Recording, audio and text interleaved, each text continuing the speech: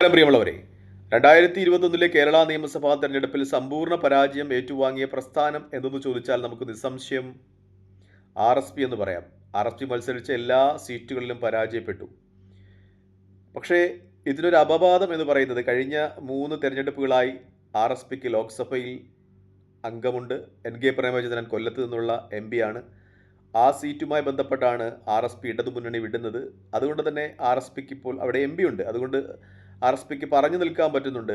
ഏത് പ്രശ്നത്തിൻ്റെ പേരിലാണോ ഞങ്ങൾ ഇടതുമുന്നണി വിട്ടത് അത് ഞങ്ങൾക്ക് വിജയിക്കുവാൻ പറ്റി കൊല്ലം ലോക്സഭാ മണ്ഡലം എന്ന് പറയാൻ RSPക്ക് കഴിയും.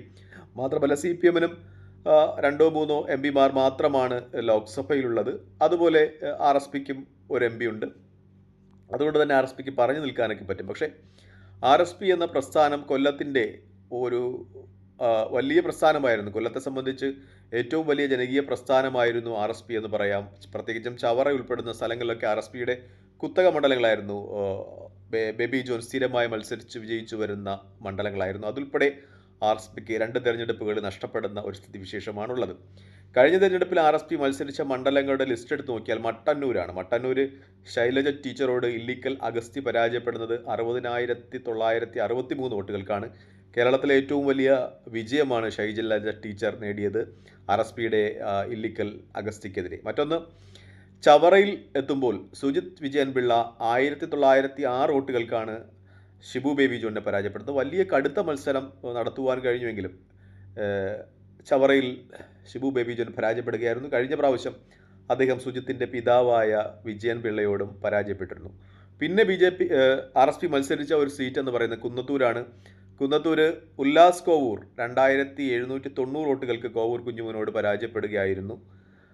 അതുപോലെ ഇരവിപുരത്ത് ബാബു ദിവാരൻ RSPയുടെ പ്രമുഖ നേതാവ് 28,121 വോട്ടുകൾക്ക് നൗഷാദിനോട് പരാജയപ്പെട്ടു. പിന്നെ 5ാമത് മണ്ഡലം എന്ന് പറയുന്നത് ആറ്റിങ്ങലാണ്. അവിടെ 38,000 വോട്ടുകൾക്കാണ് പി ശ്രീധരൻ CPMൻ്റെ സ്ഥാനാർത്ഥിയോട് പരാജയപ്പെട്ടത്, OS അംബികയോട് പരാജയപ്പെട്ടത്. ഈ ആറ്റിങ്ങലിൻ്റെ പ്രത്യേകത എന്ന് പറയുന്നത് CPM അവിടെ വിജയിച്ചു, BJP 2ാം സ്ഥാനത്താണ്, RSP 3ാം സ്ഥാനത്താണ്. അങ്ങനെ ഈ കഴിഞ്ഞ നിയമസഭയിലെ ഒരു പ്രകടനം എടുത്ത് നോക്കിയാൽ ഏറ്റവും കൂടുതൽ വോട്ടുകൾക്ക് തോറ്റത് RSP ആണ്.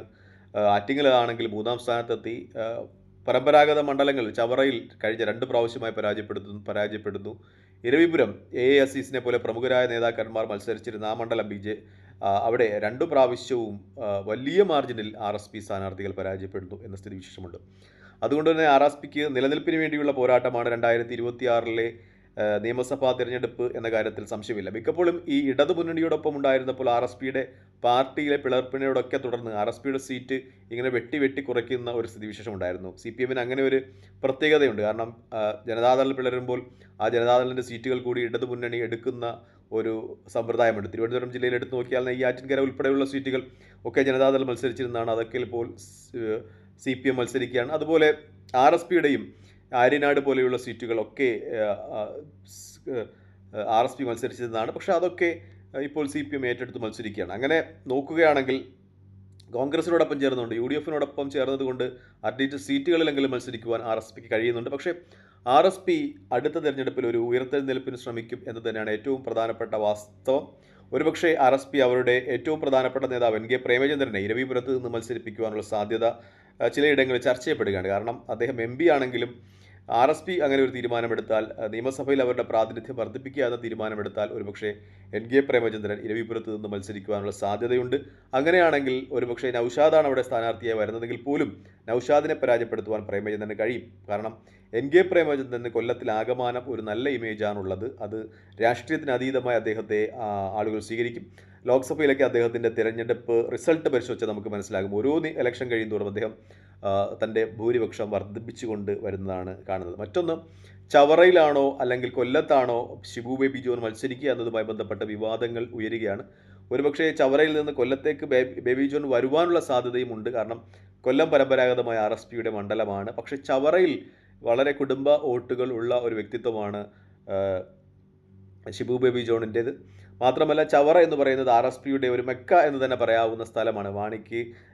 മാണി കോൺഗ്രസിൻ്റെ പാല പോലെ ഒരു RSP അറ്റാച്ച്മെൻ്റ് ഉള്ള മണ്ഡലമാണ്. അല്ലെങ്കിൽ RSPയുടെ ഒരു ഹൃദയം തന്നെ എന്ന് പറയുന്ന മണ്ഡലമാണ് ചവറ. ആ ചവറ വിട്ട് കോൺഗ്രസിനോ അല്ലെങ്കിൽ ഘടകകക്ഷികൾക്കോ വിട്ടുകൊടുത്തുകൊണ്ട് കൊല്ലം സ്വീകരിക്കുവാനുള്ള സാധ്യത വളരെ വിരളമാണ് എന്ന് തന്നെ പറയാം. അതുകൊണ്ട് ഷിബു ബേബി ജോൺ ബന്ധുബലവും ഒക്കെയുള്ള ചവറയിൽ തന്നെയായിരിക്കും മത്സരിക്കാൻ സാധ്യത.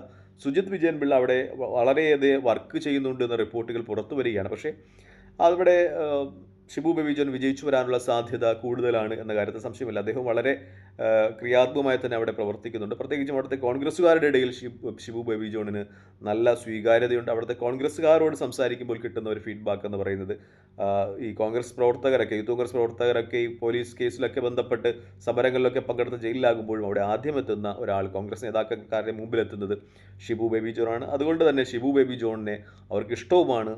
എങ്കിലും കോൺഗ്രസ് ആണ് സ്വാഭാവികമായ ചില പാരവയ്പ്പുകളൊക്കെ ഉണ്ടാകാമെങ്കിലും കോൺഗ്രസ്സുകാരുടെ നല്ല ഒരു യുവശക്തി, യുവജനത ഷിബു ബേബി ജോണിനോടൊപ്പം നിൽക്കുന്നത് അവിടെ അദ്ദേഹത്തിന് അനുകൂലമായി വർദ്ധിക്കും എന്ന് തന്നെയാണ് കണക്കുകൂട്ടലുകൾ.